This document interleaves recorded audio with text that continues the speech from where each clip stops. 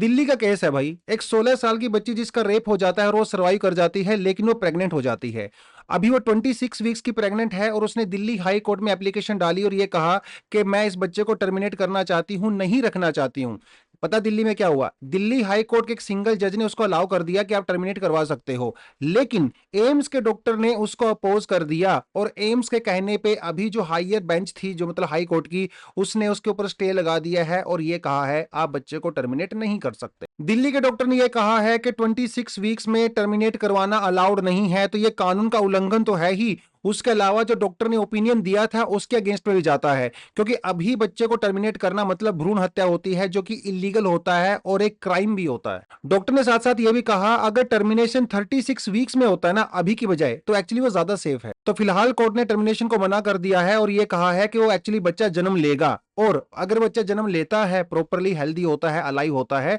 तो उसकी 10th standard तक का खर्चा पूरे का पूरा सरकार करेगी, और अगर जन्म के बाद उसको अडॉप्शन के लिए डालना चाहते हैं तो इसका पूरा अरेंजमेंट भी सरकार करेगी। सो बेसिकली हाई कोर्ट ने यह कहा है कि हम लोग समझते हैं कि इस बच्चे के ऊपर कितना मेंटल ट्रॉमा हुआ होगा, रेप का भी और उसके बाद उसके पेट में बच्चा भी है, लेकिन यह बात भी समझना जरूरी है कि 26 वीक्स के बाद जो पेट में बच्चा होता है वो एक पूरी तरह से एक लाइव बॉडी होता है, उसके सारे ऑर्गन लगभग डेवलप हो चुके होते हैं, हार्ट बीट हो चुकी होती है। तो ऐसे केस में हम लोग एक ऐसी जान को नहीं मार सकते जो अभी तक दुनिया में नहीं आई है, तो यह भ्रूण हत्या हो जाएगा। इससे बेटर यह है कि वो बच्ची उसको जन्म दे, उसके बाद उसको अडॉप्शन पे डाले, वो एक अलग बात है, लेकिन भ्रूण हत्या अपने आप में क्रिमिनल ऑफेंस है जिसको हम लोग अलाउ नहीं कर सकते हैं। आपके इस बारे में क्या कहना है कमेंट सेक्शन में जरूर बताएं। थैंक यू, जय हिंद।